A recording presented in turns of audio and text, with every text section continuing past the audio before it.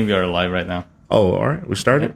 Yeah. All right. Cool. Let's go. Let's pour this Let's do it. beautiful Shiraz. Shiraz, tell us about it. Do I need? I can introduce myself. What's going on, Yeah. everybody? How are you guys doing today? I am your good old Uncle John, aka the Black Stallion. All right, coming from good old Atlanta, and I'm here today with my guy Sep to try some beautiful wines. Oh my Cheers gosh, to you. it is exciting. Yes, salute, Salancha. What else we got? How do you say cheers in Farsi? We say salamati. Salamati. Salamati. There we go. I'm gonna add that to my list. There Okay, you go. beautiful. You can say cheers. You can say salute. You can say salamati. Salamati. I'm just gonna go with that. Cheers to you. Oh yeah, to the camera. And All right. So what do we have here? this is a Shiraz So from. juicy. Oh my god. Oh yeah, this is Wow. it's a good one. So this is a Davy family Shiraz. This is from McLaren Vale of Australia, and as you can see, has pretty good amount of metal on the label. They have so much metal, gold medal, and so much like rating by McLaren wine show. They have it by Jim Suckling. They have it with Wine Enthusiastic. Like they're all over. Now, in the wine world, does the metals really matter? Is it like in certain categories of beverages, right? Yeah, people who vote and give these gold, double silver, whatever. But sometimes they either kind of like paid for, or it's not truly people who are. I mean, I don't know. They're qualified, but it's not truly what you would say as a connoisseur or someone who's really in the industry would say, like, that was really amazing. Sometimes it is, but sometimes it's like, no, that shit was trash. You know what I mean? But it still has awards. So how's that in wine? So this is actually cool to have started with this. It all depends. Okay. Depends. Like there are some individuals that they do the rating. If you think your individual palate is close to that individual that is rating it, then you're gonna go with that person. And there are a bunch of them, and there are some institute that they do it. I like more institution, just simply because it's not one person opinion. There is like 4 people, 8 people. Just depends on like their the judges that sitting there. So institutes are like panels? Yeah. Okay. There you go. And when it comes to the double gold, now you gotta get a gold from every single judge in order to get a double gold. And sometimes depends on how many judge is sitting there. It's hard. Like you have like 16 judges on the panel. Like it will be pretty valuable wine if you get a double gold up from them. So, but at the end of the day, to me, it all depends on your palate. And what you like. Like, if you like a Moscato, if you like it, I don't know, like Satin, if you like a sweet wine, dry wine, regardless how much I come and praise for this wine, and you're like, hell no, I don't like this. I mean, that's not going to be a good wine to you.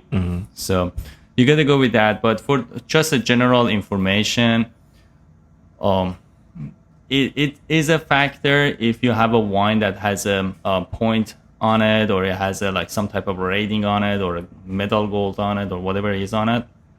It adds to the value to certain people. There it is. Because it's completely individual.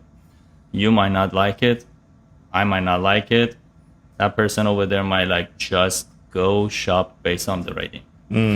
But that means they're a system person. Like, I don't know if I trust the system all the time. You know what I mean?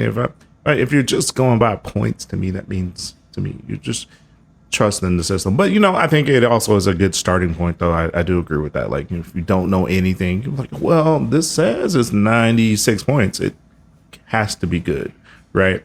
And then you try it and you're like, nope, this shit is trash. No, I'm just kidding. it actually Or you can be like, happens no, a this lot. is really good. This is really good. So It actually happens a lot, and then some people have so much biased opinion like around that. When they see because of their one-time experience from that particular person that rated it and they didn't like it. Now every single wine that has that person's name on it, they're gonna be like automatically it's a trash. Or no, I'm not gonna go with whatever he says, whatever she says. So Interesting. at the end of the day, every single wine, even in the same category, is very unique. Absolutely. The person who wants to get the beauty of it, they can get it from like a $5 bottle. They can get it from like 5,000 bottles. I mean, $5,000 bottle. So it just depends on your mood. Oh, so that's a good question. I have to follow that up with, right? Like, so in the wine world, is it the cheaper wines are more, let's say, built for like blended? Like, if we were talking spirits, you would say like a blended spirit, where they're trying to build it for consistency. Where as you get up in vintage and age, the consistency is not as important as the variety, right? The batch and how different it is within each bottle. Like as you move up in age, does that kind of shift from age, or is it just based on price, or what? How is that? I mean, it has different factors. The cheap wine can actually be very consistent cheap wine throughout the years because it's a recipe to that wine. That's what I'm saying. They build it for consistency at that lower price point. Absolutely. Oh, okay. And then also there's a lot of blend might be in that. Like, and I'm saying blend, I'm not talking about different variety blend. Like it might be different, like 6 different Cabernet they use in it. Whatever is left from that vineyard, whatever is left from this, and nobody wants to touch it, they're gonna kind of like collect it and do it. And they do it in a very, very high volume to make it that cheap. But it's pretty good. Like when you go and actually see those like whole production, even that cheap 2, 3, 4, I don't even know, like, do we sell a $2 bottle anymore? God, that's scary, bro. Like even box wine, like $5 box wine, $14 box wine. What's that called? The black box? Yeah. That's box wine, black box, or something like that? I mean, there's a bunch of them. Yeah. So you go to those and then you see, like I was just in Napa a few weeks ago. Yes, you were. Excuse me. And then you see like this production, like they fill 800 boxes in an hour. Wow. So you're getting few pallets per day. And I mean, like most certainly you're gonna pay like $14 for a 5-gallon versus like $20, $30, $50 for like a 750. So right. Well, it's pretty cool though when you look at that. And believe it or not, they're using AI right now super heavily in winemaking. To do what? Everything, the whole process. Like they have an AI to understand the temperature. When it gets to certain temperature, it's actually start like punching.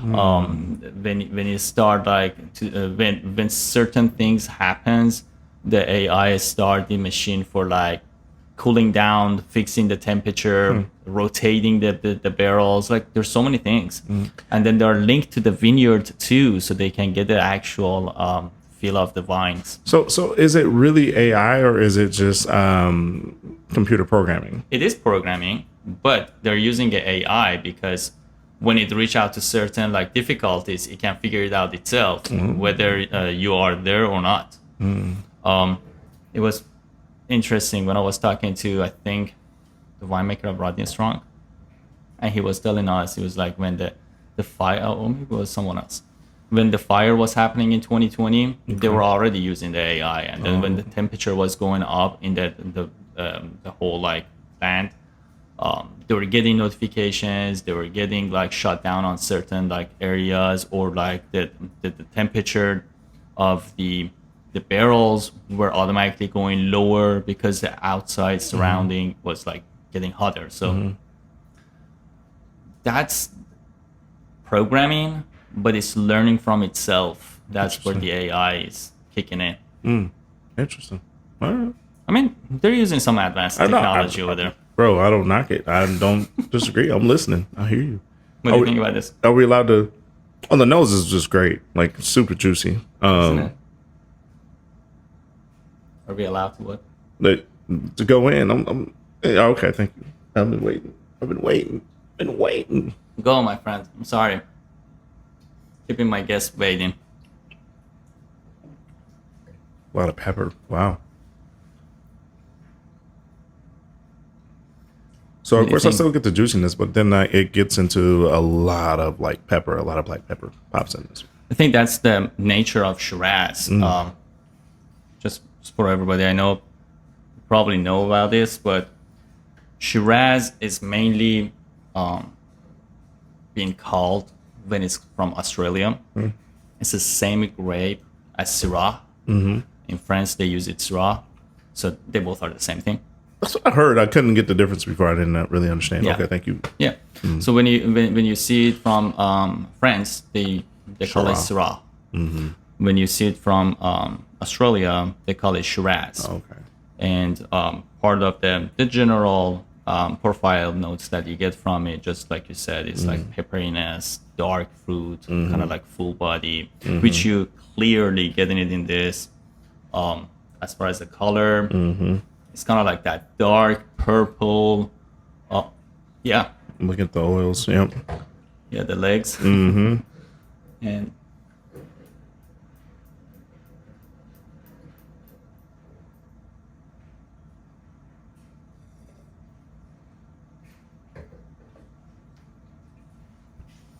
that's what I like about Shiraz. That dark berry flavor, bunch of black currant.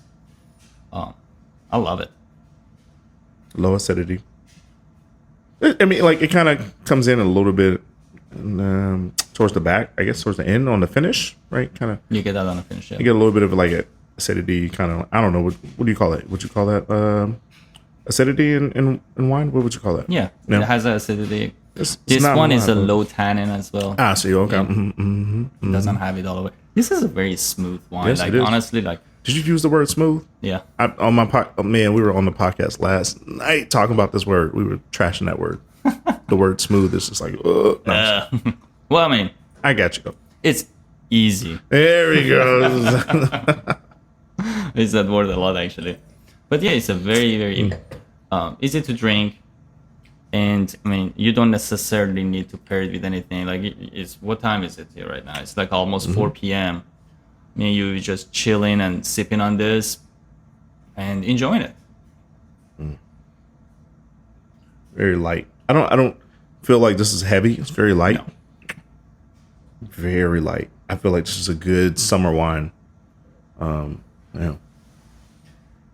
And John, one thing I did for this one, I chilled it. Chilled it about 20 minutes before we pop it open to get it a little bit, just a tip, below the room temperature. Do you recommend chilling your reds like this or certain ones like Shiraz? Like, what do you? I think if you do have any type of red, it's okay to be a little bit below room temperature.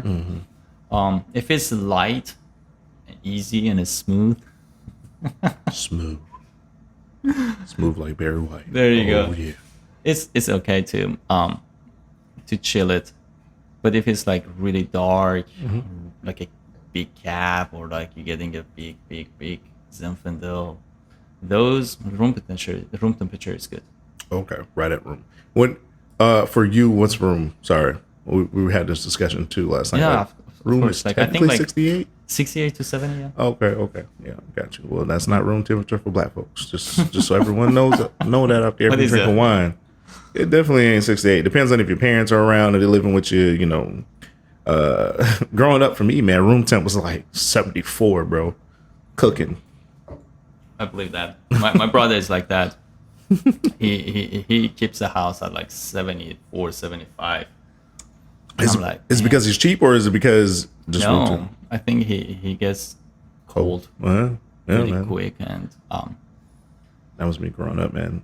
I used to put like a box fan in my window, and I pissed my parents off, like because my fan would be blowing at night, like. God, My room felt so good though. I bet. You know what I mean? Because the rest of the house was like hot box, man. Hot box. Throwback. Anyway, Yeah. memories. So I know you're mainly into drinking a spirit. How about wine? Do you usually on a daily basis drink any wine? No. Yeah. What is the occasion? What makes you go to the wine? Oh man, like if I'm just want to try it, that so I could be at a dinner and be like, oh, you know what, I'm gonna get one tonight, just because I do enjoy expanding my palate. That's like my motto. That's my saying: expanding palates one sip at a time. So if I'm out and sometimes I might be like, yeah, let me get a glass of wine, or I might go to Crew or something like that. You've been there? True. Yeah. Yeah. Yeah. So for those of you who don't know, Crew's a nice little wine spot and a little bit of tapas, but they focus on wine and bring you a flight and all those kind of things. I'll go to, I'll do it. So I really enjoy just trying different things. Like I don't mind it at all. Expanding my palate and exposing myself to more spirits from other places around the world. So, I mean, if you say, hey, let's just have wine. All right, cool. Let's do it. Now, if you give me, you say, hey, what do you want to do? More times than not, I probably will do a spirit first, or maybe a cocktail. But like I'll do beer. Like that's not my favorite, but I will do beer. It just depends on where I'm at and who I'm with and what's going on. The mood and everything. Yeah, sure. Why not? Again, I don't hold myself from trying any and almost everything. So it just depends. Which I think like that's pretty fascinating. Like all of these different drinks gonna give you a different mood. Sure. Like the mood that you get from like drinking wine, which that itself has way so many moods. Like white wine brings you some type of mood, sweet wine brings you some type of mood, like all of them, right? And then you got the same thing with the spirit, with beer, like all of that. So when it comes to generalizing this whole thing, what's a mood you're looking for to go in for drink based on that? Like in what mood you should be to drink beer? Or like what are you trying to get out of it? Same thing with the spirit, same thing with the wine. We had this conversation the other day about mood and drinking, so that's why I'm bringing it up. Yeah. Well, again, it's all relative to the situation. If I'm traveling, for example, I love to travel, and I'm in, like I told you, I was in Ireland, right? Yeah. Bro, like the mood is everyone's having a good time and they're drinking Guinness. So I'm trying to find the best Guinness. Like I want the best of wherever I'm at, right? Or I was in the hotel and they have their own version of the cheap liquor, right? Like the MD 4040 Mad Dog, whatever, some little bottle flavored grain alcohol. And they were like, yeah, like, this is what we drink before we go out, kind of pregame because it's cheap and we're having fun. I'm like, all right, bring me one. The next day they brought one to work and I drank it right there on the spot. Like, I'm like, oh, okay, this is like drinking Kool-Aid with a little bit of alcohol in it. For local. Yeah, on that level, right? And this is what they drink in Ireland. So, again, it was fun. So, I did it because it was fun. Like, I want to try whatever they try. I want to experience their culture the way they experience it. So, but if we're home here locally, mood-wise, I mean, like, if I'm just vibing and I'm chilling, it can be anything. I feel like we set the mood for what we're drinking. The alcohol doesn't set it for us. Truth be told. Now, I know, like we were saying, like, different types of wine do different things. Different spirits do different things. If you're drinking more like a tequila, oh, it's time to party. Not necessarily, right? If I'm drinking an aged tequila, oh, okay, I'm chilling and laid back. Like if you're drinking a heavy, full whiskey or something like that. No, not necessarily. I've seen people drink the darkest whiskey you can see and get really faded and having a good time. They're having a blast. They're partying night, right? They're trying to get drunk. So I think we mentally set the mood for really what we're consuming, kind of like how if I was to do a tasting, and I kind of explain this all the time, is like I do a tasting, how I would do it is, or how I do it is, I'm going to set your mindset before we start. So I'm going to say, okay, so really what you want to do is, what do you like to eat? Oh, well, I like a nice steak, right? I like shrimp or whatever it might be. Cool. So when you get your plate of shrimp, what are you going to do with it? Right? Are you just going to like jump in the plate and tear it up? Dive in it? No. Look at it.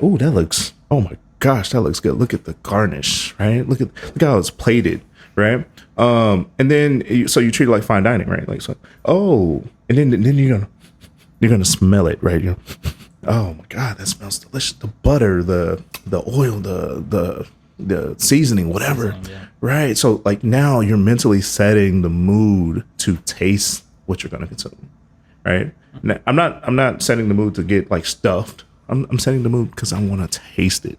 Right? I want you to enjoy it. So that's why I treat like tastings in that fashion, because I want to set their mood and their expectations that we're not just drinking to drink. We're drinking to taste. Taste, yeah. And if I can make it relate to what you normally do, which is eat food, everyone eats food. You have to, right? It helps them mentally get in a place of, oh, okay, you know what? Like I'm not just going to down it because I'm actually trying to taste it. So I think you nailed it. It is correct. It is. Mentality, it plays a big game in it. And oh man, like when I talk to the customers and they have this mindset set at certain bottles, you know it.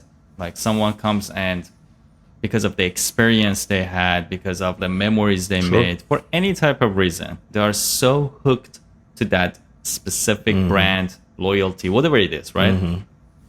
And then you give in the same exact juice, which I have tried it. I was talking with this person and it was just a big mess. Okay.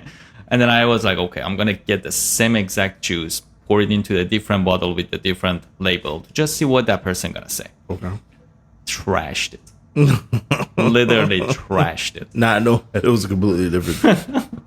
And I was like, are you serious right now? It is up here. Like you said, man, Mindset. mindset. Yeah. But that's pretty cool, John. You're open-minded. You like to enjoy everything. You travel. Tell me about traveling. You've been traveling. You were in Mexico last time, right? I was in Ireland. Actually, the most recent travel was to Ireland. When was that? About 3 weeks ago now. And then 2 weeks before that, I was in Mexico. Oh, there you go. And then a week and a half before that, I was in Mexico and New Orleans, and then Mexico right before that. I was at Tales of the Cocktail, which is a big cocktail convention. Great experience, very fun. Yes, there you go. There are some stories there. Oh yeah, there's a lot of taste. No, I was gonna say there's a lot of tastings, but there's also a lot of just drinking. And so it's kind of funny. I always look at it where you think that people who are in the industry, like they're so uptight. They're gonna be like, oh, we need to drink it this way, and da da da da da. They like to have fun too. Absolutely. You know what I mean? So it's always funny to see connoisseurs versus actually people who are in the industry, because like people who are in the industry are a little bit more sometimes open to, they'll try things. Now they will tell you if it sucks and if your product's not good and those kind of things too, right? But they also are open to drink things outside of their own category that they work in. They also are willing to take shots sometimes. Like, all right, why not? Like, we're having fun. So it's just interesting where like you get to the connoisseurs where even probably wine drinkers the same way, like, no, we're gonna drink wine only like this. Like, this is all that you can do, right? Like, no, like people who probably have fun and who are in the wine world, they probably on occasion will let their hair down and get loose and absolutely drink whatever they, something outside of the category, or drinking in a way that's not traditional. So they're having fun. Yeah, I think in every industry you have those few people that they have some type of chip on their shoulder and they're like destroying the entire market for the people that are looking at it from outside, are trying to get into it, but they're so afraid. They're so intimidated by getting to this world just simply because of that. Like wine. They think, okay, you have to like scroll it, you have to smell it, you have to like talk about the taste. Half of the time they're like, I don't get that black pepper that you're talking about. I don't get. It's okay. Who cares, right? What are you tasting? What do you enjoy? Yes, exactly. I'm tasting. I don't know. Tasting a really, really tart grape juice. Guess what? That's right. But do you like it though? That's right. You know what I mean? So, great point. and there are like few people. They're not that much, but the industry is changing. It's completely changing. I feel that. at the end, they want to lose out. They want to drink whatever they want to drink, and I like it.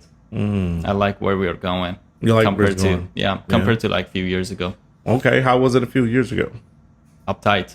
Oh, really? Scary. Really? Yeah. That bad, huh? You go into that. You go into the restaurant. I'm gonna steal this from the conversation that I had with one of the great winemakers in Devereux. Shout out to him. So we were talking to him, and then he was like, "Yeah, you go to a restaurant, and people look at the wine menu, and they're like, okay, I want to get a glass of Zinfandel." And then the sommelier comes. It's like, okay, so what did you order for your dish? Oh, I have this one right here. Ooh, no, you don't want to go with that. Zinfandel not going to work with that. Okay, then give me this. Oh, no, we're not going to do that. And then, like, that is, I get it. That's factual if you want to do a wine and food pairing. Sure. But you enjoy Zinfandel with, I don't know, with soup. Like, if you want to.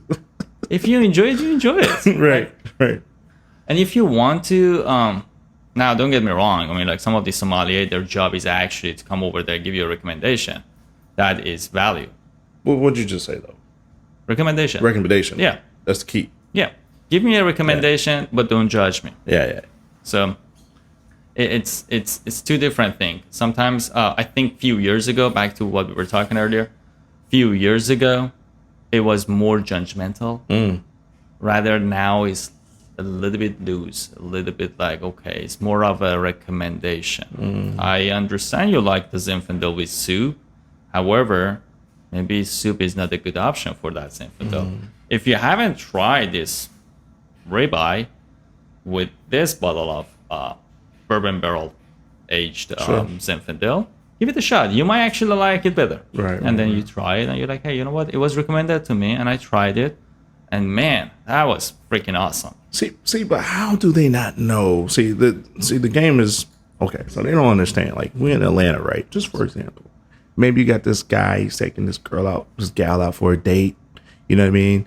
And maybe he can only afford the soup, and he can't afford the ribeye. So when you come over here talking ribeye with this Zinfandel, you just messed up his whole night because now he got to look in his bank account and he got to be like, can I afford this $30 ribeye? Like with this, you know what I mean? $30 bottle of wine or $100 bottle of wine. Like, man, I only had the budget for the wine. Like, now y'all killing me. The soup was gonna be my get by. Now you just messed up my whole game. I'm just saying, Psalms, y'all killing brothers out here, killing them. Wait, I get the point. I'm joking. No, the point is, I mean, like, I'm hoping that person that has a tight budget, not gonna go to a restaurant. Bro, this is Atlanta, dog. Order a Zinfandel with the soup. Yeah. Don't do that. You gotta do what you gotta do. Let's judge that person a little bit.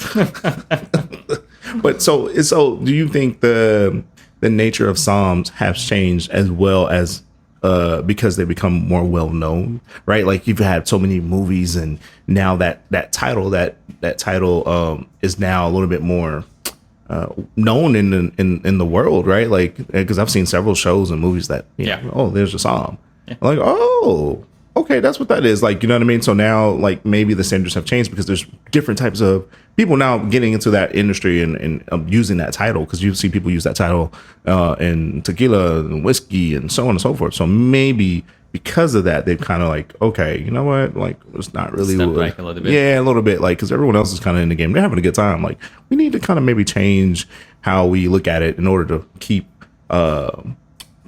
that part of the industry going, right? These people wanting to be a part of this Psalm community, so to speak, in wine or that culture. So maybe we need to change that standard a little bit. Maybe it might be that, and also I think that the people that they were like super tight and have their biased opinion, they're not out as much as the other people that used to look at them, used to be afraid of them. And then they said, you know what, fuck it. I'm going to go out. I'm going to learn about this. I'm going to become some myself. And then when I get that knowledge, I'm going to share it with everyone. Now I want to be on that YouTube. I want to be on like Spotify. I want to be everywhere, and just educate the people as much as I can, and show them this is not that scary. Screw that person that comes to you and judge you. I think that the quantity of those people are higher, and they are sharing it with the rest of the world higher in different methods, in different terms. Regardless, it's a podcast, it's a TV show, it's a movie, it's a convention, whatever it is. They're sharing, they're speaking, and those people that they were like a little bit like a-holes, they're like staying down because they're not just the expert anymore. There's a lot more people that are educated at this point. They might be expert, they don't like to share it. Right. And well, I'm saying like it's different when you're an expert and no one's educated. Exactly. Versus when you're expert, but people are also educated. Like, so they're not you, but they know enough to where you can't talk. Like, you can't look at them like they're stupid.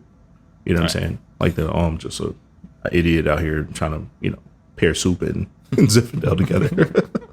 That's why I said I like where we're going. Yeah. Okay. Because more people are coming out. And I mean, like, look, this whole setup for me, it's because I was one of those people 2 years ago. It's not like we're not talking about 500 years ago, we're talking about 2 years ago.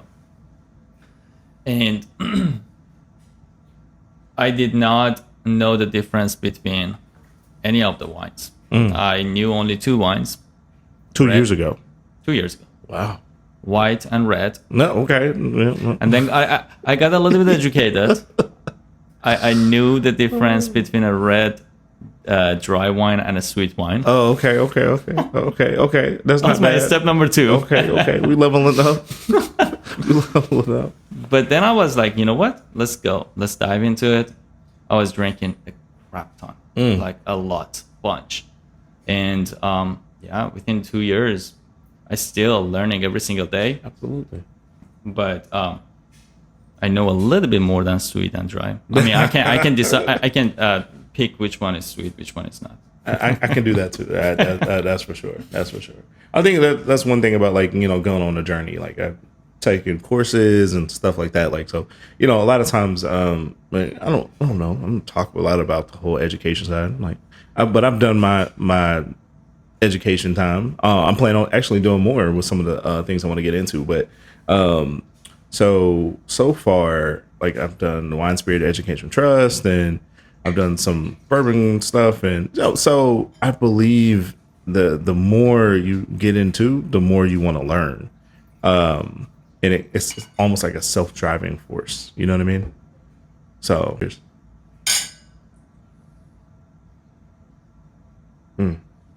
I really love this on the nose, though.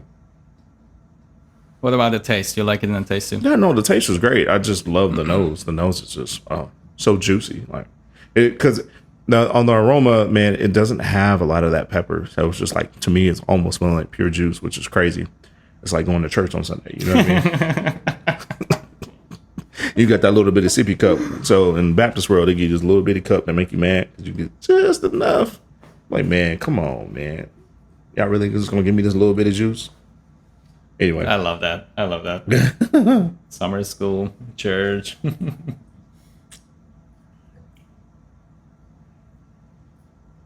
Interesting.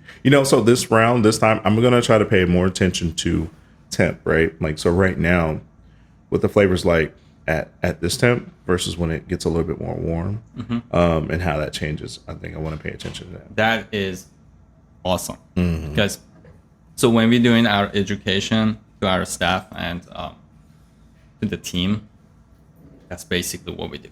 We're like, okay, you're getting a whole case of wine, taking home, trying, right? Try it in a different ways. Try it when it's a little bit chilled. Then try it a little bit like warmer. Try it right out of the bottle without breathing.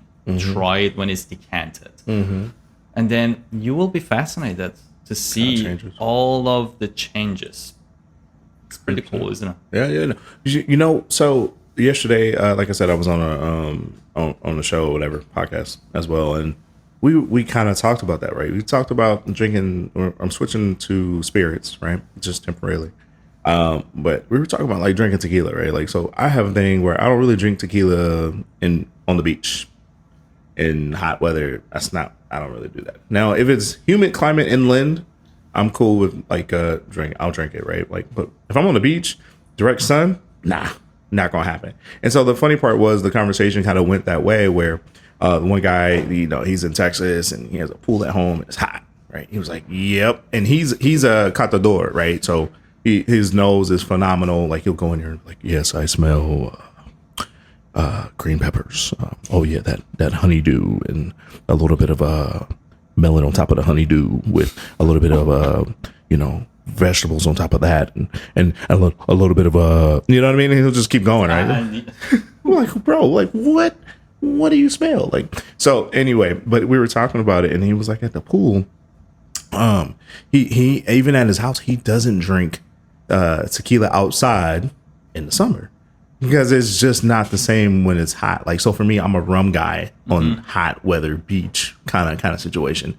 And he's like, yeah, like I'll just drink it inside and then go to the pool, but I won't drink it outside because different spirits, you know what I mean, or different beverages, you drink in different places because it's not the same when it warms up, right? The temp changes it, and maybe it's just becomes too hot, and it's not as pleasurable in comparison to drinking at room temp.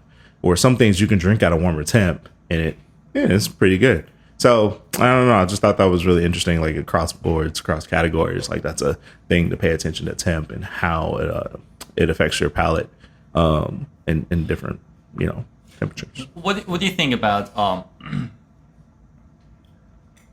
those super specific notes that some of these snubs gives you? Like that honey on top of like the honeysuckle with the notes of like. Yeah. What do you think about all of that? I think it's hilarious. We did a whole skit on it, man. So one of my friends, Brian, shout out to Brian, man. He's from LA, but he just moved to Sacramento. So last year during a tequila festival, we went to his house, hung out, blast. He is an avid collector, man. When I say this dude had like, okay, you're familiar with some of these bottles. So he had like the Clase Azules and all that kind of stuff, right? But he has some like traditional stuff, just all kind of stuff. But like he has them to the point where they were just stuffed in cabinets. Mm-hmm. So like where people hoard like random items and they're like, oh, let me go find it. And they just pull out this and here's another thing. And like, that's how he had bottles in a cabinet. Like I've never seen someone stuff Clase Azul bottles in a cabinet. Like it's way in the back because he has so many bottles. Anyway, so we were playing around and we did this whole skit where we're like, shout out to the people who have the phenomenal noses and palates. And so we're sitting at a table and everyone's doing their take on like, the extreme palate people. So anyway, I jump in and I'm like, yeah, so I smell, I taste like tomatoes, pickles, cucumbers, and so on and so forth, right? Like what? Like, come on, man. Like, I taste rocks. Oh, yes, these rocks are the rocks from Africa, like underneath the red clay.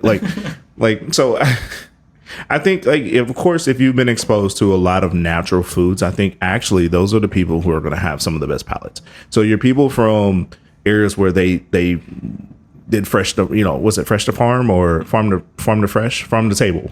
Farm to the table. Maybe like they had their own farm at home, grew markets on Saturdays, or you made fresh curry and that kind of thing. I think actually those people, I would say like, oh, that makes sense. Or if you're the person that goes to the farmer's market and buys every single ingredient, I don't know, that's like that you can take home, crush up and snort and sniff and taste. I don't know, but I think it's definitely like a thing. I think some people go too far, but I mean, it's up to you. Like whatever your habits are, you want to take it to that level, take it to the level. Do you? I'm only gonna go with 3 deep. Like you're gonna get three aromas and 3 flavors from me. That's gonna be legit. After that, I don't know what to tell you. But excuse me. So I think it's a thing. People can do it. Some people have phenomenal palates, and that's a cool thing for them. But I think by far, man, I think the average person is like not gonna be able to be like, oh yeah, I taste that honeydew pinochle bread combination like with dark cherry on the side. Like, what are you talking about? Just tell me the flavors that I'm gonna taste the most, and so I can buy this wine or this alcohol. What about you? Same, man. It's the same. I mean, To me, honestly, what you getting out of it? Tell me. What you learned on social media or on internet or book or whatever. Don't tell me that bullshit. Don't tell me like I'm getting a pencil sharpness, the bacon fat. Ew, bacon fat. That's delicious. Oh my god, that sounds so Where did you good. get that from? Like, come on, man, cut the shit. That's hilarious.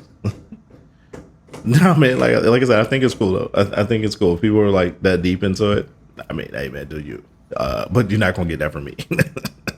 No. But yeah, some people go way too far. Like, there's no way you smell dust from the moon. Like, there's just no way. Like, So I feel like some majority of that you don't actually get the taste. Well, I mean, some you get it in the nose. You get a smell of the honeysuckle. sure. And you say it in a taste. But and some of them is the feeling. Interesting. Okay. That butteriness that you get Oh, when yeah, you sure. drink a Chardonnay. Sure. I mean, is it butter? No. It's that feeling, right? It's all over your mouth. It's like still like the water is all over, right? Okay. Or bacon fat. I mean, like, and that might be the feeling you get from that wine, right? Or like the memory, or I don't know. I was gonna say memory. I was gonna go with that. Yeah. I like that. Yep. Yeah, so- exactly. I don't think you would ever get a bacon fat taste from grape. Maybe. What if right next to where the wine was fermented, Somebody There were- was cooking bacon. they were cooking bacon and there was a hog farm? Like, you know what I mean? Like, and every Thursday they barbecued a live hog right next to it. Yeah, you know, like, I don't know. Again, I hear you. Like, I actually want to know about that. okay. I actually want to talk to someone that, I mean, like, let's put all of the BS at the side, like, scientifically. When you play music for the wine that is in a barrel, like that frequency, you remember that the bourbon that came out with the tequila? I mean, with I said tequila, Metallica's music being blasted to it to the barrels. No. Yeah, I it was understand. a, it was a shit. I forgot it. It's actually by Metallica. This brand here. So not this expression, but their Blanco. It comes from a distillery in the Highlands, right? And they play classical music during fermentation, and it's supposed to, scientifically, they said no. Okay. It's supposed to help with the fermentation and like how it does this thing, right? So my thing was like, all right, well, why don't y'all make some tequila with like R&B music playing in the background, so this tequila will be sexy and put everybody in the mood. You know what I'm saying? Or like, let's do some hip hop. And they were like, no, it's gonna be too harsh. Like, we don't want the tequila slapping people. Like, causes you drink this tequila, you want to start fighting like Lil Jon, right? Like, but so so that's interesting. You say they do it during the resting period, where like in the spirit category, well, in tequila they do it during fermentation because it helps stimulates the yeast during that process. So I don't know. It's super interesting, You can use a Taylor Swift for a tequila that is Wow. good for the breakups. bro. We're not drinking that. that's not no Taylor Swift and no country music when it comes to tequila. We're not having no breakups, no sad dogs being killed, none of that. Justin Bieber. No. Well, you know what though? He got swag sometimes, bro. Like he grew up in the game, so he got a little swag. I don't know, old Justin Bieber or new Justin Bieber. I don't know the difference. Oh, now he's like, I think he does like Christian music now or something like that. Christian music? Yeah, he got Really? saved and changed. Yeah, like he's different now, bro. Dang. He's different. I mean, but granted, he made so much money, you don't have to do anything anymore anyway. He's like just living life. I wish I was like Justin Bieber, just a little bit. Anyway, All right. Well, that's interesting. mm-hmm. That's interesting. When So you don't believe in that though? You don't believe in that? I didn't say that.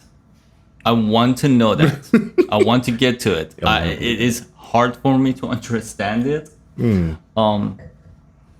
But I think I want to know someone that can give me the honest, factual, like the response to this, and tell me like from from the 0 to the 100 of it. Be like, hey, when you do that, because of, I don't know, because of the frequency, because of like vibration, whatever it is, it will turn this wine to this. It will turn this tequila to this.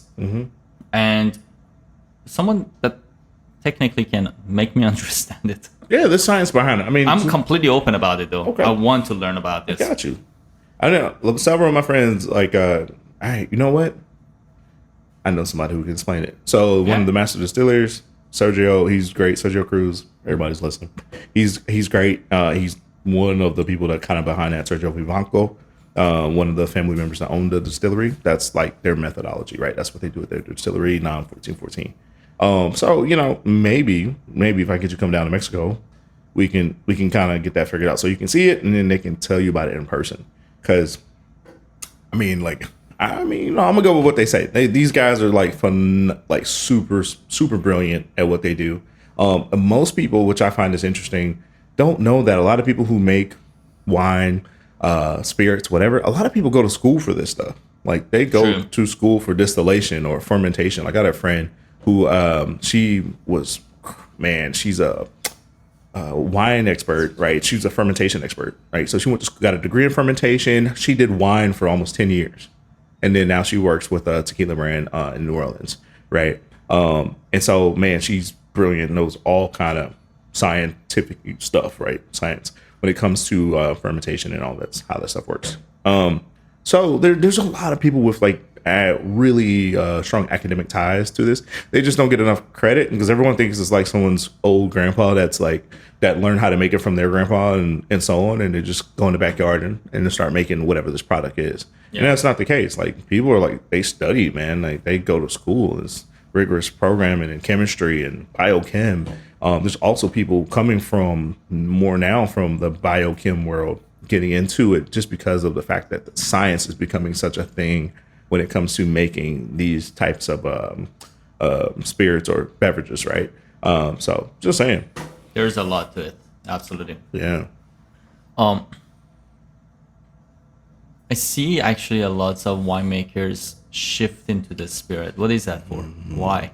Like I see some winemakers are start making tequila, making a spirit, making whiskey, making rum, vodka. Who, PM? I know PM does, but PM makes a lot of different stuff. I mean, like, do you want me to name them? There are some. Like, I'm gonna name it. What's up, Joe Wagner started. I mean, he has a spirit line now too. I mean, like, there's some. Yeah, I just only know because PM is doing such a great job with their spirit category. But I found out on the reverse that they own a whole bunch of wine. I didn't know they were a big wine producer. PM Spirits. Yeah. I mean, PM whatever winery whatever. But why do you think is that? Is that because like they see that the demand is in a spirit? Is that because of the money motivated, or is it because of like it's easier to basically do spirit when you know wine? Like, what do you think? What is your thoughts on that? I mean, I think it's a combination of a lot of things depending on who you're talking to, right? I think it's some of what you just mentioned, right? Some people want the challenge, right? Like, oh man, we've done wine. Okay, let's get into something different. Some people say like, oh, we see tequila is about to be number one and it's number one in the world. Oh, let's get into tequila, right? Which is a lot of people in general. Maybe we can take some of what we do into that and then see what kind of product we can create. I think it's also a part that the industry of wine is changing, right? Like wine is not as profitable in some places because it's becoming. I was just reading something, they were talking about like how wine is becoming oversaturated again. Okay. And so a lot of wine or winemakers or vineyards are now switching over to crops because or particular crops because of the fact that like the market is oversaturated with wine. And this happened maybe 20 something years ago where this was a thing. And so now we're getting to that place again. So I think there's a lot of different things going on that's causing them to do it. And again, it just varies from brand to brand or winemaker to winemaker. That's interesting. What you got? I don't know. I think some of it is demand. Okay. I think some of it is experience, and some of it is it's a new era right now. There's like you see every single person that becomes a celebrity has something. especially in tequila. Jesus. Yeah, of course. Like you got Clooney started, now you got Rock, you got Kevin Hart. By the way, Kevin Hart is in bucket. Like Yeah, this week. he's signing Yeah. Saturday. I Yeah. saw. Are you going? No, he was in Ireland the same time I was in Ireland filming a movie actually. But no, I'm not going. Wow. So yeah, there are like people like what is that Kardashian's family? Kelly Jenner. Is that Kylie Jenner? I'm sorry. Kelly. She has an 818. Yeah. Yeah. You got bunch. You got like people in like Vampire Diaries brothers like Ian Somerhalder's, and you got the brothers Bond in Bourbon side. There's so many people that are focused in a spirit rather than Tequila or spirit? a spirit in general. But tequila is like up Number here. one, Oh yes. yeah. And then by the way, like the following question after that, let's get back to it. Like what happened with tequila the last 5 years going from here, shooting Yes. all the way up there. Like Rocket ship. yes. And but yeah, I mean like you see it, and I don't know what is that. Is it do you think it's majority of them is because of the new generations? They're trying to just get hammered, so they're going towards the spirit rather than wine. So they see a high demand when it comes to the spirit sale versus like wine sale. What do you think? What is in your mind? I honestly say it's a split, bro. Like true story. Because if you look at like most NBA players, they're all going towards wine. True. There's a lot of athletes, which is funny enough, they're getting to the wine business. A lot of prominent athletes, right? We can name like three. I can name definitely three off the top of my head. Steph, he did that. Not Dame. What's my CJ McCollum? Yeah. He's big in wine. Dwayne Wade. So I mean, that's three top ones there, and there's several more. You don't see as many of them going into spirits as you do wine. So I don't know. I think it's a split, but a lot of it comes from opportunity, right? So it's kind of like this, right? If someone comes up to you and says, "Hey, I have an opportunity for you. We can take your name. You don't even got to spend no money, and we'll give you an extra $5-10 million just to start. And if Just it be does, an ambassador.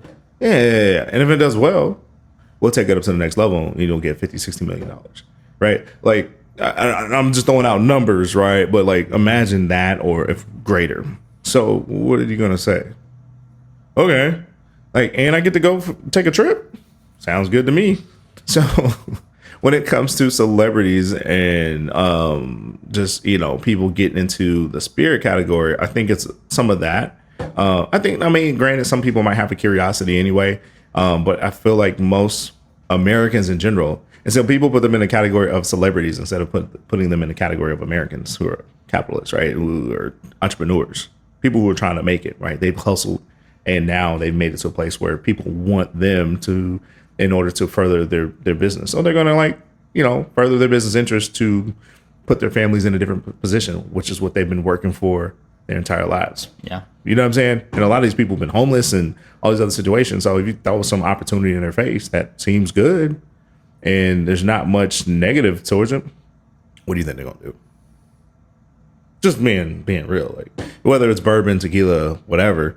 Now where like some of these players or some of these celebrities or people, they're starting to look for other opportunities. And those are few and far in between.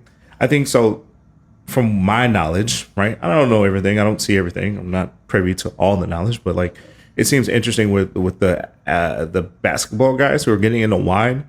They are truly getting into wine. Okay. You know what I mean? Like they are going to the vineyards and they're studying and they're spending time. Excuse me. So it seems, now this is what I see. Versus a lot of people getting into other spirit categories where they're not really like investing the same amount of time. It's more of an opportunity versus them forming an interest in, right? But I only know what I know. So, Yeah. what do you see? I feel, excuse me, you see two category. One category, they're not involved in anything. They're just simply marketing ambassador, and that's it. Okay. Which there's a bunch of them. Yep. And then there is another category that are actually passionate that are actually involved. Right. Like, I mean, the dude from Vampire Diaries, that Ian Somerhalder or like Paul Wesley, they actually blended their bourbon in their kitchen themselves. Wow, They that's cool. actually came out to it themselves. Okay. I had them in the here in Atlanta last year, and he drank the bottle that I had, and he was like, "Yep, let me look at the badge number." And then he was like, "Okay, this is in like that barrel at the down of the hall, like back nice. there." Nice. He could like say everything super specific. I'm like super fascinated with that. Nice. Or you have like Cedric. Cedric was in he was with us like a few weeks ago. Okay. Cedric was very involved when his winemaker Ian was blending this stuff. He was keep blending, sending it to him. He was like saying, "Okay, now I want it like this." Yeah, granted, I don't have the knowledge to make the wine myself, but you're a winemaker. You're blending it, you're sending it to me, and if it's something I like it, and then we're gonna go forward. Versus some people that they're like, "Okay, you make this, put my name, and I'll just sign it, or I'll print my signature on the label, and then we mark it up like 80%. Everybody makes money." That's what I think is in those two categories. Okay. I hear you. So like again, this is human nature, right? This is the U.S. capitalist system. Yeah. So you're going to find people across the full spectrum of all the way from, "Yep, just put my name on it. We good. Cut me a check," to people who are really like pouring their lifeline into it and they knew everything about the product. Absolutely. And then you're going to have people in between, right? They care, right? They do care, but they're not going to spend all of their time making this product, right? Like, Yeah, absolutely. but let me take a couple trips. Let me know what's going on. And okay, cool. So I think Like that's- Rock. Yeah, for sure. Yeah, I saw actually, his he's new very distillery. Well, there's a story. I don't know nothing. Okay. So, but I actually did see the new distillery. Okay. But the funny part was their old distillery, which looked like it was like separate when you look at the pictures. It's not. It was on the grounds of another distillery. Oh shit. Yeah. But the new distillery, it's in Jesus Maria, is across the street from the old distillery. And it's going to be crazy. They got like, I have a picture of it. Matter of fact, I'll show you later. But Yeah, you should send me that. they have like 8 hornos, which are brick ovens, stone ovens. So you can see the 8 stone ovens and the vents from them from like outside on the street. What on is the that? road. Is that like cooking the agave? Over See, that's where they cook their agave, right? So you can see that like from like outside the street. I'm like, dang, they got that many. They gonna be cooking some juice, boy. So hopefully, like again, he's will be evolving the product. But there's also, like I said, there's everything that The Rock, and I love The Rock, bro. Like that's like one of my pure like motivators. And so sometimes it's kind of like sucks as he's gotten to the spirit category, because now I have to be like, got to be somewhat critical. But at the same time, I still have to kind of like separate the two. But you can see, like, again, hopefully the product will evolve, right? And that there will be more love and more passion and more care put into the product versus where it is now. You know what I'm saying? What do you think about his Termana? Yeah.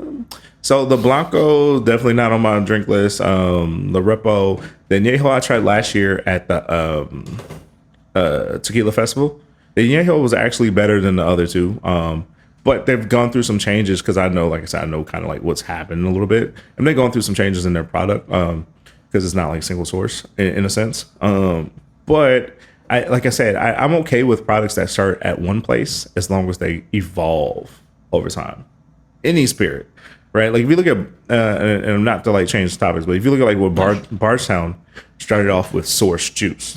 Bardstown is phenomenal facility, right? And they're like turning out juice, but their own product was a blended like source juice from other places. Yeah. Until they got to the point where they can, their juice was established, and then they started blending more and more of their own product into their juices, into their barrels. And then, start being the source for everyone else in the market. Excuse me. I'm good with that. I love growth. I'm completely fine with that. This brand right here, same thing. They came from a place that had like a initial. Oh yeah, the bottle's beautiful. So the initial juice came from a distillery that has a lot of brands. Put it that way. Okay, and then they moved some. Then they started creating juice at this distillery, separate. Oh, you're good. That has 1137. That has a lot of brands too, but they have a little bit more artisanal processes that they built in. Right? They were like, hey, can we do this instead of what you do with everybody else? Right? And now they moved to a completely different distillery. They're working on that where the juice is going to be like completely artisanal, and you got or symphony music and all this other stuff, right?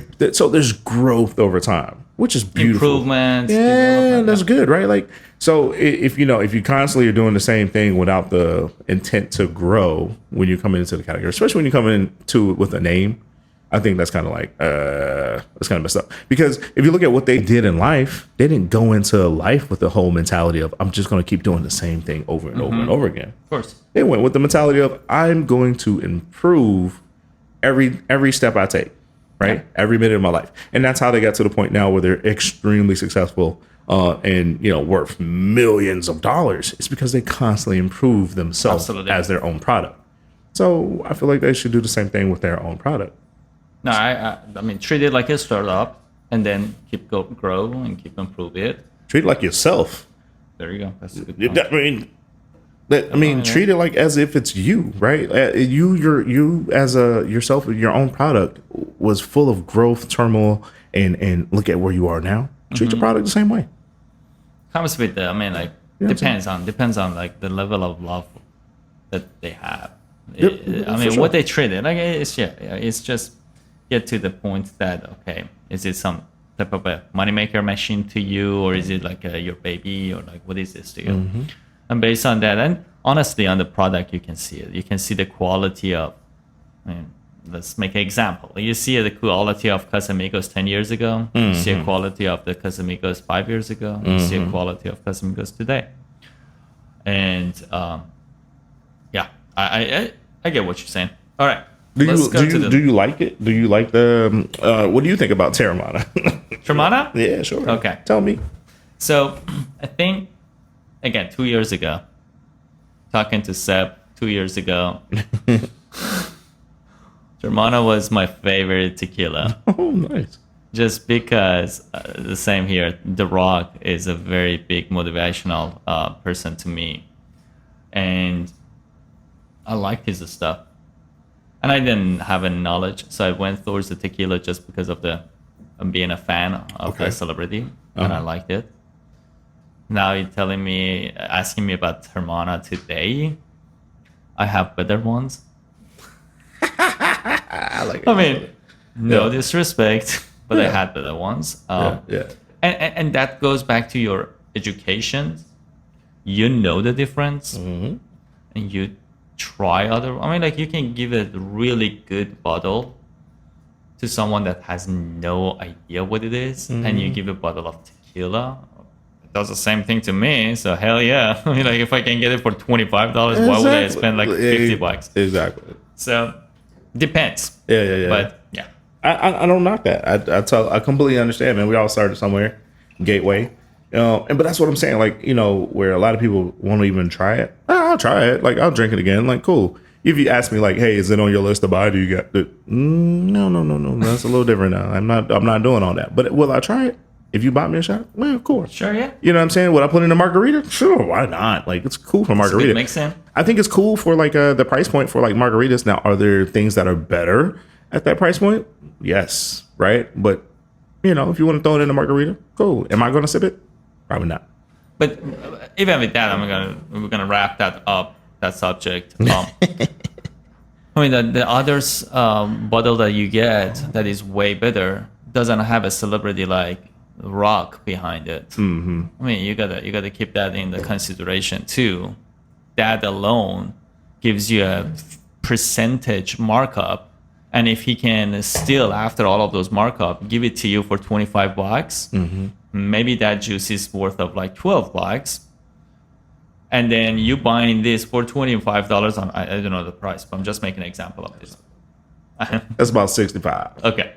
So you're getting a bottle for $25, but there's no third-party markup on it because of like a celebrity or an artist or anything behind it. And then the juice is maybe worth of like $21. So you get a difference right there. You get a difference in the quality, in the like all of that shit.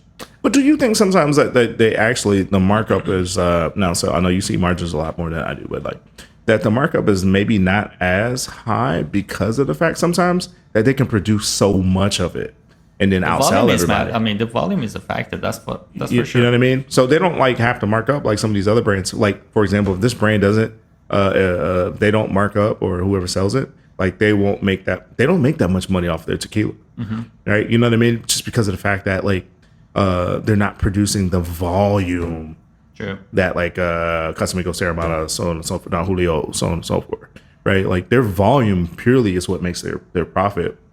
Whereas some of the craft brands, you know, and just like in any industry, because they're not making a ton of it. So unless it's like super old age and all this other stuff, like they're not really making like a ton of money. That's why like so they make more of their money off of their XAs, their extra age stuff than their blancos, just because the blanco is like in and out. Like, you know, this is it, and you know we're trying to kick it to you for what it is. So they're really not making a lot of money off these. Yeah. Off their I'm not gonna say lower end as far as quality, but they're the blanco category, so to speak. All right. Okay. We're moving on to Zinfandel, bourbon barrel aged. Dude, Tell me a little bit about this. you tell me. So I bought it because it said Zinfandel and it was Bourbon barrel. bourbon barrel aged. So I'm a fan of anything barreled. I think that's super interesting. The first thing you saw me like swirling around, right? And I was putting it up to the light. You can see the hue from the barrel. You see that? The brown? You for sure you do. Yeah, that was crazy, right? Like I saw the brown, like the brown. I'm a horrible swirler, just so y'all know. So I'm gonna put it on the table because I can't do it in the air yet, and even that looks bad. Okay, so look at that.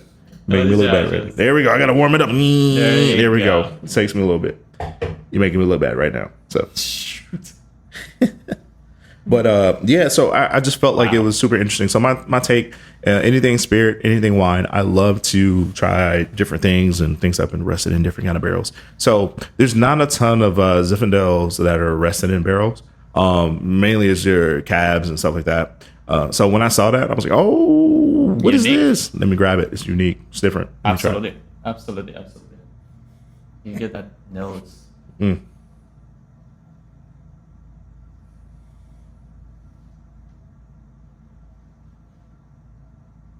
I get banana, eggshell. This motherfucker. That was what. Rubbing tape. I'm getting like more of a plum raisin kind of vibe on this. I get the raisin. Yeah. That raisin fig category right there. Fig, that's for sure. Yeah. Yeah, raisin fig. Yeah, he did that. It was like raisin fig. Isn't raisin fig almost the same thing, bro? Shoot.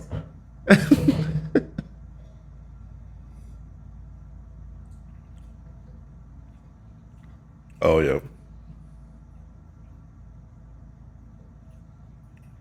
This is actually very easy. For the aftertaste.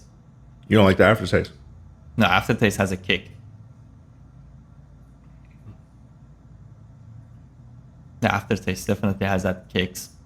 But for bourbon barrel, it's pretty good. I get a little bit of caramel like towards the end. A little bit of that bourbon flavor kind of swings in towards that finish. Oh wow, that's cool. I like it. It's a party. The finish is still going, man. That's good. You know, Absolutely. we're on like 5 seconds. I'm 6, 7. Does it show? Yeah, that's great. Which barrel? How many years was it in? The barrel? Barrel, yeah. Probably not. You should help me get one of these people on the podcast. This guy's? Yeah, sure. Any of them. Let's do it. Let's do it. Ask some questions. I just had a what did I have? I picked up I have some wine that was resting in Pappy barrels. Oh yeah, there is one. Yeah, you got those? It calls Purple Angel or something like that. I don't know. Purple something. There's a red one and there's a blue one. The blue one. And yeah. Yeah, I have those at the house. Do you? Yeah, I do. I think I saw it on the one of the lives that you had. Maybe it's in the background, but Yeah. I haven't You were opened talking it. about, what was it? G4? Oh, G4. Those are my dogs right there, boy. That's my dogs.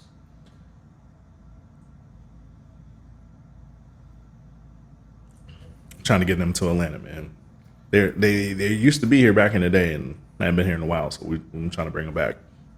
So phenomenal product, history. They have a Frankenstein. They call it what do you call it? The Felipe Stein, which is their crusher. It's Crusher. this giant roller mill that he made, and it's Is it like a custom type of thing? completely. That's why they call it Felipe Stein. The master distiller Felipe Camarena, like whatever they named it after him. But it's like this ridiculous thing that he made. It's huge, crazy. But what do you? Yeah. So what do you think about this though?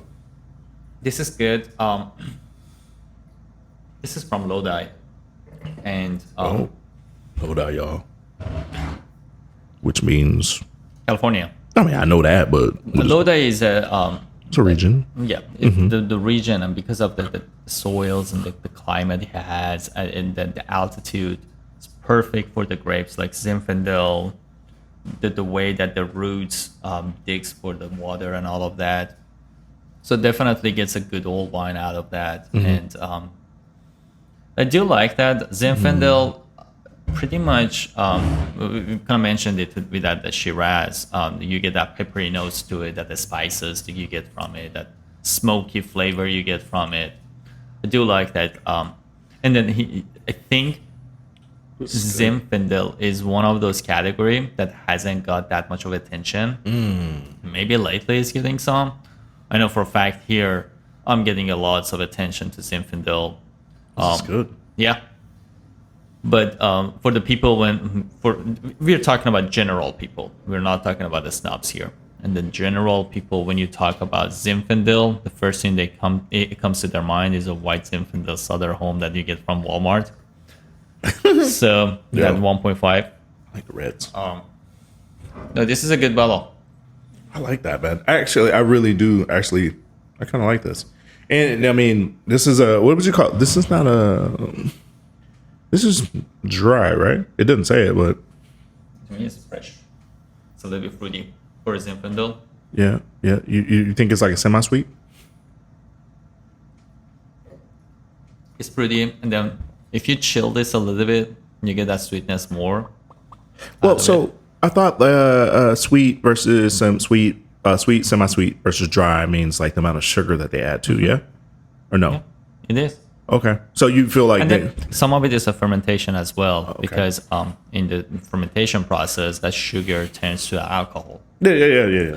When you kind of like stop it and don't let the whole fermentation go through, that wine is sweet. So they're not just dumping sugar in. No. It's Nobody not does? Like, they do. Okay. They do, but it's not like for making maybe a Stella Rosa. So how did you know? That's what I'm saying. Like, so I thought like dry meant like, I mean, dry means like there's no sugar added, but that's not the case. Depends on the winemaker and the wine, honestly. So there's no rules like that. I mean, though, I don't know.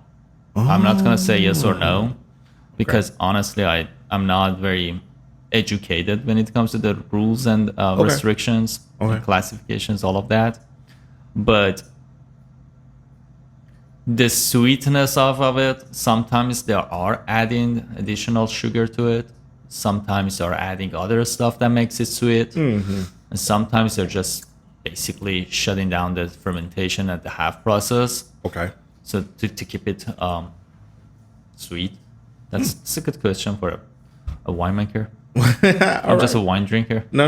It's cool. It's cool. I told you, like, so I did some like study stuff, right? So because of that, I tend to like I go into these questions. These are the kind of questions I like. That's good. Because for what I thought I learned or what I thought I heard or understood, you know what I'm saying? So me just asking, it's just me to clarify, because you're a wine guy. Obviously, I'm not a wine guy. I'm going to become a wine guy and talk like this when I drink my wine, and then I'm going to perfect swirling as well. That'd be great. But here's the thing, John. Though I think it's good to have a basic information, and that's a goal of mine, a purpose of my show. When you go to a nice, fancy date with your girl or with your guy.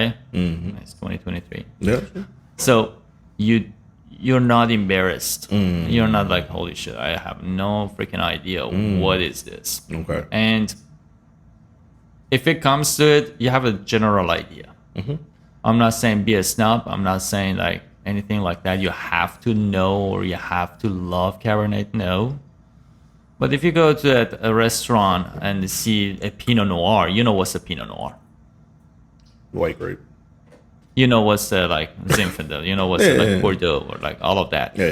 It's just a general idea. And then that doesn't take that much of a time to learn it. In 1 month, you're going to be like pretty knowledgeable in all of that. So it's on my list, man. Like, honestly, it's on my list to get. you're pretty good. To get to really get educated in wine. Like, but again, you got to me. I have to take it by category that I'm working in, right? So right now, I spend a lot of time in tequila, so that's where my focus is. Spend a lot of time in bourbon, so that's next, right? But then after that, I plan on really starting to get into like rums, and then I want to get into wines. Like, I have a whole project that I'm trying to do. So hopefully that will force me. That will force me to then get my education in wine. Like, I want to go level 2 som. I want to be certified, right? I think it's I forget the basic, whatever. And then there's like it's advanced, something like that. I want to get advanced. It's Masters. Masters is level 3, I thought. Yeah. I don't want that. That's too much.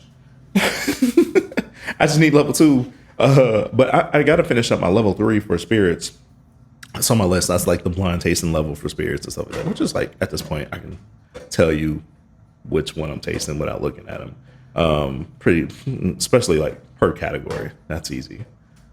Now you started saying like if it's Highland or if it's, well, you know what though? I can kind of tell which is like a Highland agave. So don't let them fool you. Okay, we'll say that for when you come to my show. Okay.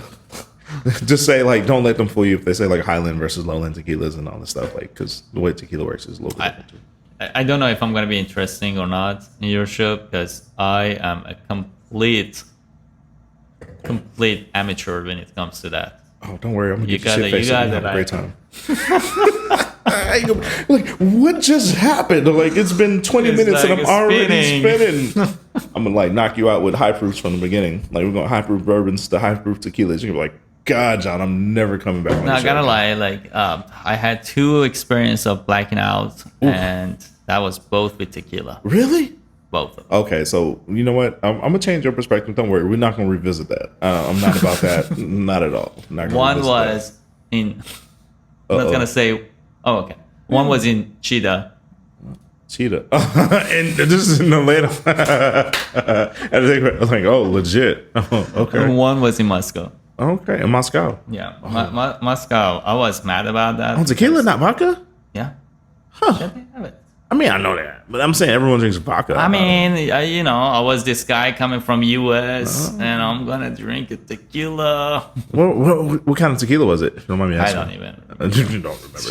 Was it the same kind of venue? Yeah. Because the only person, here's a fun fact: the only person that night made a shit ton of money was the housekeeping staff to cleaning up after me. Oh my god! I was the only one that made the good money. Oh my god! Nobody made a tip. Nobody like made money. So, even the bartender didn't make any. But the question I have now is, okay, so compare. We're gonna brief comparison, contrast between Russian Moscow situation versus Cheetah. Now, granted, though, Cheetah is like similar category. It's not like you're going to Blue Flame or Magic City, but. But let's do a comparison. So, Moscow was worse. It was worse? Yes. Better or Cheetah. worse? Cheetah. I mean, like, Cheetah was good. Okay. But was very, very expensive. Yeah. It's like one of the most expensive clubs in Atlanta. Not just that. It's a gentleman club. Expensive damage for me.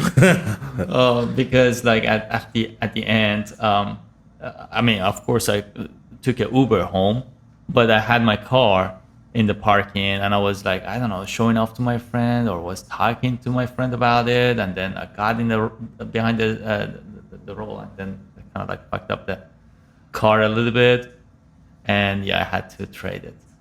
You wrecked your car? Yeah. Really? Just in the parking lot. No, in China. No, and this is here. Yeah. Okay. And but in Russia it was like good, but it was bad as far as like I could not remember what happened after that. Just because I was looking at this like friends, and they, I mean, the Russians are their tolerate is like crazy, man. The tolerance level is like woo, all the way up there, and I'm trying to like Keep up. yeah, and then like showing off that yeah I can keep up with you guys. No, Don't do it. not work. You didn't sip like the It name of your wasn't show. sip with sip. It was No. shit face with sip. Hilarious. Yeah. Oh man, but this is so okay. Back to my original question. So you think this is fortified a little bit with a little bit of sugar, or you think it's the process that they just didn't completely ferment it? I don't know anything about this winery, so No, I'm asking. What do you think based on taste? I think it's half process. Okay. I think. Okay. So. No, that's cool. I'm just asking. Yeah. What do you think? I don't know, but that's the feeling I get from it. Because like generally, like so now, like in other spaces, you can kind of tell if it's like no matter if it's whiskey, whatever, but they have that stickiness to it. What do you guys call it in tequila? Addictive? What is it? Additivo? What you say? No, additives. Additives. That's me joking. I mean, And that's a big thing. It's becoming a thing, yes. Yeah. La Familia? Mm-hmm. Yep. So they say go like this. I can't rub my hands. No, it's becoming a thing. Like, so I mean, I don't have personally a thing against it. I mean, we're not really asking. You didn't ask me that, but I don't have a huge thing against it. I mean, people drink what they drink. It was my gateway in. I think some people say like, you know, they've been making tequila like that for quite some time in actuality. But you know, once you become more educated, you're gonna want to try things that are a little bit more cleaner, higher in quality, kind of spill, no matter what category you're drinking. So, like I had some 1942 not too long ago. Was it 1942? Maybe, or Clase Azul, whatever. Okay. No, it was Cava de Oro. I had some of that, similar to the ones we just mentioned, and you know, and so I hadn't had it in a long time, a couple of years, and it was cool for the first couple sips, and then after that, I was like, all right, that's enough, right? Yeah. Because then the super sweetness and some of the other things like kicked in. I'm like, okay, cool. But so I don't like, you know, I'm not against it. You drink what you drink. Like you pay for it, do what you do. But if you ask me to recommend something, I'm going to recommend something that I know that's going to be a little bit more cleaner in a sense, right? Or definitely on the quality side. When I say quality, I had this conversation about that too. I mean, like where they make their cuts. Like, you know, at what point do they cut out some of the, you know, the heads and tails? Like that's really where the quality comes into play, right? As far as making good quality juice, or you know, like tell me about your agaves, right? What processes you use, like all that kind of stuff makes a difference. Bourbon, same thing. Like, okay, where did you make your cuts in your bourbon, right? That's the difference really between a good bourbon and not. Yeah. You know what I mean? Like, all right, where'd you get your grain from? Like, man, is it this GMO like clone stuff, or is it like legit quality? Yeah. Yeah, you know, fresh grown, like, you know what I'm saying? Like the soil, how was that? Like all those things make a difference, right? So I think when you talk about quality, you gotta look at like, Yeah, there's a lot to it. yeah, 100%, you know, Like the charcoal that you use for the filtering. absolutely. Things of that. I didn't, but it makes sense. Like, you know what I mean? Like, is it good? What's good charcoal? Yeah. For you guys who are watching, and if you comment on this, like, tell us what good charcoal is.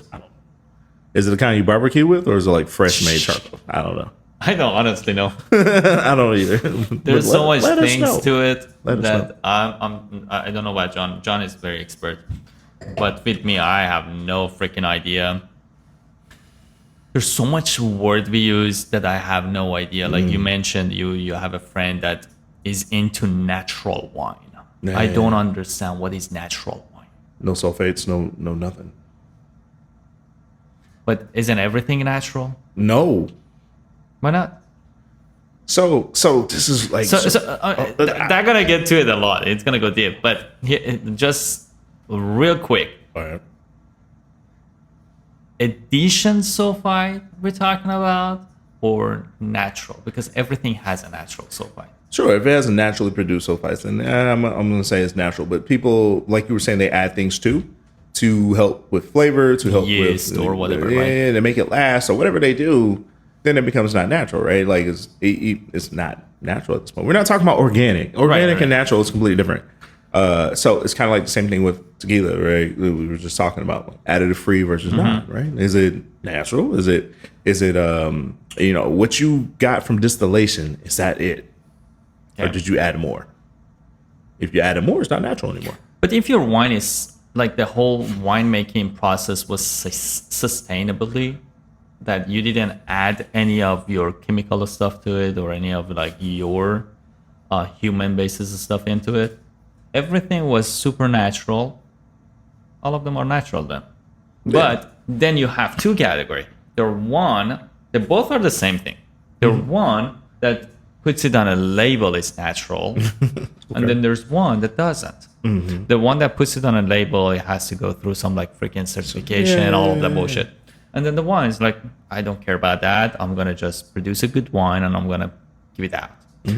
I feel like the ones that are adding stuff to it, they need to put it on a label. Everything else is natural. But people are making it like, oh no, I'm super into natural. Like I have a bunch of people coming to me like, where's your natural wine section? There's no such a thing section. I don't have it. Doesn't exist. I do have organic. So why do you have organic and not natural? I mean, that's another good question too. With organic, again, in US, everything is about that certification. Come on, man. And then you have that and you put that out there, and it's just part of it is marketing. And you put that on your label, and then part of it is maybe health benefit, which all of them are the same shit to me. I mean, it was still alcohol. Yeah, I mean, like, that's for sure. But you're talking about like, is it something added to it or not added to it? That soil that you use, was that soil organic? Was that not organic? Did you use any type of like bug spray on your vines when you were like doing venting and stuff like? So it just depends on Did you that, add right? additional chemicals to get distilled out? I don't know. Or like, did you ferment it add out. yeast when you were going through the fermentation? Oh, All of that. is it mostly fermentation or natural Open top? fermentation? Open air. Well, I mean, some natural of them are, yeah. fermentation? And so all of that is a factor to this. But at the end of the day, I think the last few years we made a whole huge big deal out of this. Organics, natural, all of that. There's different things that people are getting confused. Like between organic and natural, between orange wine and other like natural wines, like all of that. And which that whole thing is a different episode that we can get to it. And then sustainable. What is sustainable? Like, everybody is using sustainable word. That's right. And all of that stuff, man. Like, you got a grape, you punch it, you ferment it, and it becomes a wine. Okay. That's it. That's what it should be. But like, again, when you add money to it, Correct. things change. Right? That is correct. Like look at drugs, right? Look at cocaine, right? Like Let's talk about that. I've never produced it, but I'm just saying though. Never baked it. I've seen enough shows. So but I'm saying, like, if you look at like, okay, cocaine is naturally this, right? But when you add a little bit of this, add a little bit of that, add a little bit of that, and put it through a process, it becomes something else. Well, it becomes a different form of that, right? Like, it's still at its base, but it's now stretched, and it's this whole, different modified thing. So wine is kind of the same way, though, right? Like, because it went from this one product that, like, okay, grapes are cool, but if we do this and we do that, and then we add a little bit of this to stretch a little bit more, now we can really get the profit. We can get some money out of this, right? But if I just sell grapes, we can get them at the grocery store. That's like $3. You went from you went from a $3 product to a $20 bottle, or $15 bottle, whatever. But you just made some money. So, I hear you, and I just think that, like, again, when you find a way to either add story and soul, like, so for the people who are about their story, right? They put their soul into it. They're not going to want to taint it as much, right? They're not going to do too many things to it because they're trying to tell their story, right? It's craft. But for those some people who want to make more of the profit, right? Then that changes a little bit. Yeah, I mean, then some people might just be in the middle, right? A little bit short, a little bit of profit. I feel like it's art, and there are true artists, Yeah. and there are con artists. Okay. The true artist is the one that can actually draw. And Yeah. I'm not judging the con artist. Like, I mean, if you know the way to get the same result, more power to you. I'm a big fan of you, maybe not, because I pay for the value of the artist rather than a print page picture from internet. You know what I'm saying? So if you're arting with a pencil or a pen and it's legit with like brush or whatever, right? I pay for that. But if you are just programming it, giving it to the AI, and AI creating something for you, yeah, I mean, you have a knowledge of that engineering thing, but are you a true artist? Maybe you are. Are you my type of artist? No. That's the catch. Perfect. Right? Art evolves. Yeah, I mean, like, yeah. It So, evolves. so I do not. Scary. I do not have that much of a comment on that.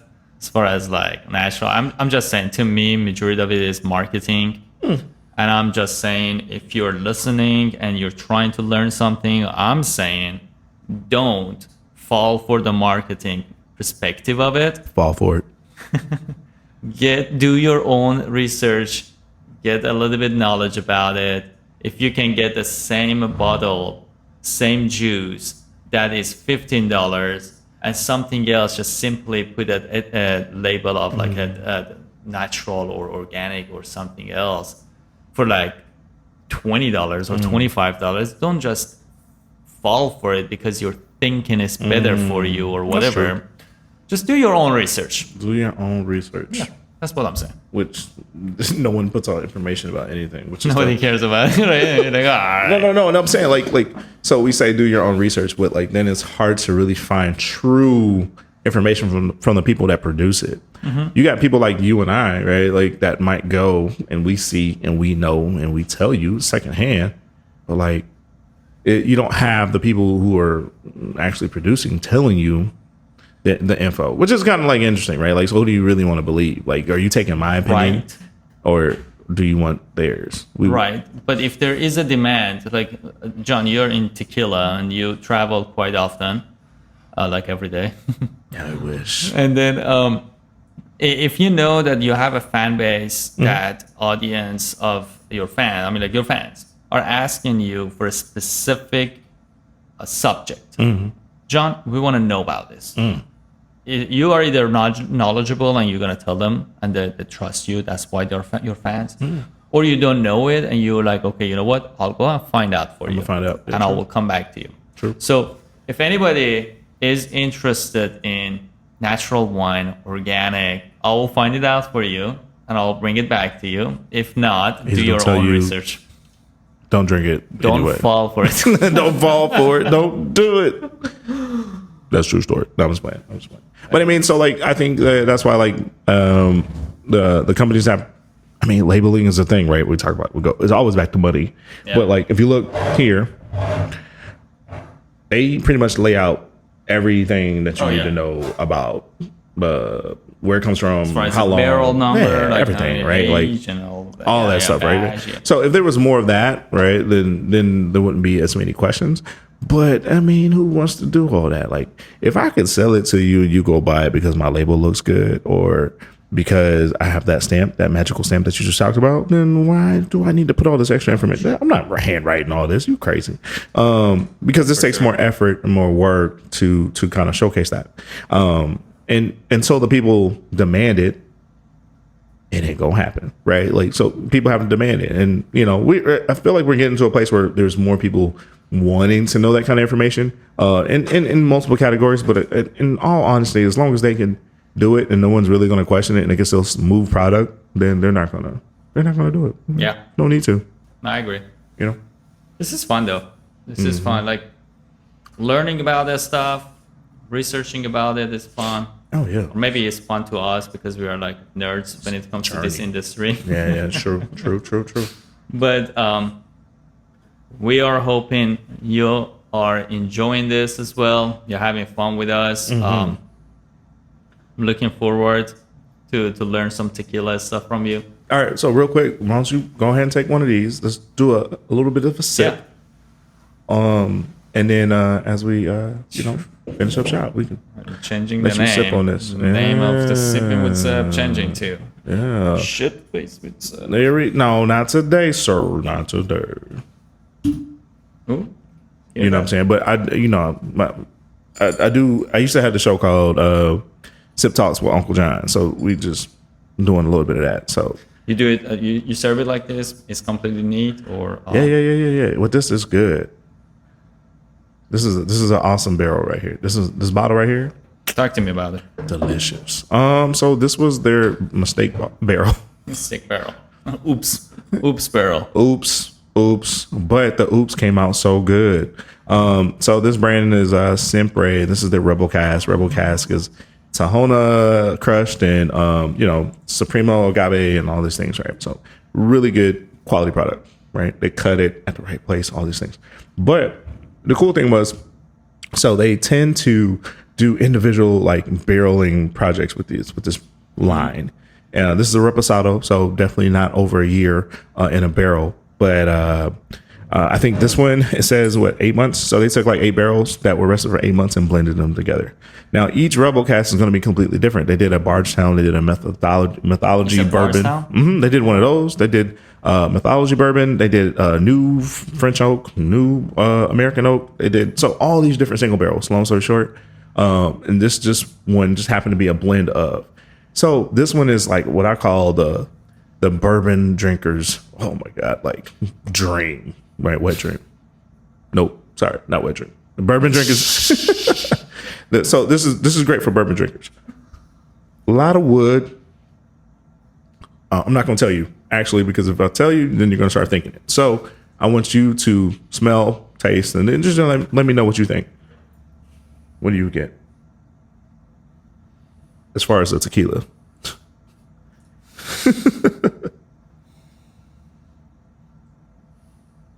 I mean, I definitely get that cooked agave. Oh, you said cooked agave, my dude. I don't know if it's me getting that.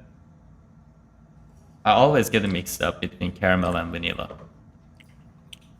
Think I say when you go to the caramel, it's getting closer to sugarcane rum, like molasses, cooked rum, like molasses. Some closer to that end. Vanilla is going to be a lot more sweeter than caramel to me.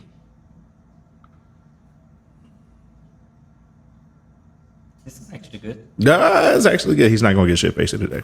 Perfect. It's a little bit of smoky too. Is that because of it's the reposado? It's because of the barrel. You're getting the char from the barrel. So the reason why it's so dark, it's not only because it was in the barrel because you've ever noticed like repos will come in different shades. Sometimes it's because they leave it in there short period of time, long period of time. But it really depends on the barrel and what they did to the barrel. It's right here, right now. Yeah. This charcoal is right here. This is why I say it's a great bourbon drinkers reposado, right? Because it just sits and it chills. A lot of wood, a lot of richness, a lot of caramel from the char, like char and caramel a little bit. Is that because of the caramel that you get a little bit of the sweetness from it, or what is it? Yeah, I mean, it's really just because it was a really strong multiple bourbon barrels that were wet. That's why you get the darkness. So like a lot of times with like I said, I just learned this fairly recent in the last year or so about like more about barreling in tequila, right? Like and in tequila, they will get a barrel from a bourbon company, right? They go to a brokerage and get the barrel or whatever. But then they pressure wash it and then they chip it and then they rechar it, right? So they do all these things to make it their own. But then you have some that will take a barrel that's been like, it's still fairly wet, right? It's still close to its original state. And so what you get is a different kind of product that's going to have a lot more bourbon flavors than just than just charred kind of flavor, right? So from this one, you're getting more, to me, some of that flavor from the original bourbon barrels versus if you just got char and a little bit more like pure smokiness and wood. Like I did a tasting the other day with my friend and who owns a retail shop, and he had an American oak, and he had like a new French oak, and we had this. No, it was Buffalo Trace, rested barrel. So of course Buffalo, oh, that's cool, Buffalo Trace. But then they did some stuff to the barrel, right? So because of that, it wasn't like a wet Buffalo Trace barrel, and because of that, it just tasted like straight oak. Because it was clean and it was just like wood. It wasn't new, but it was just like wood. It wasn't charred, right? They like just kind of stripped it down. Okay. I'm assuming or something like that. But like the new oak that was charred level 3, different.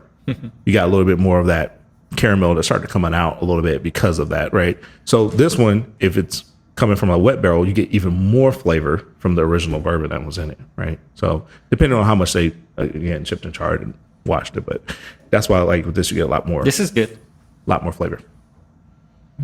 No, this is good. We should talk about this more on your show. No, yeah, for sure. I just wanted you to try it. No. This is good. I'm telling you, I have not dive into that. I mean, dive into the tequila as much as I should. Well, I'll put in some fun stuff, man. Yeah, but I'm enjoying this. Not just tequila. I got other stuff at the house. Don't worry. I got all kind of weird stuff. We can try vodka if you want. But vodka, yeah, I heard about that too. We should get to that. But hey, it's been fun. It's been great. Thanks for having me. Of course. Yes. Thank you, man. Appreciate it. Thank you. We should do this more often. We will. Yes. You don't live that far. Cheers to you. Salud. Salamati. I don't know if you remember or not. I won't, but I will next time. Cheers to you. Salamati. Thank you. Thank you.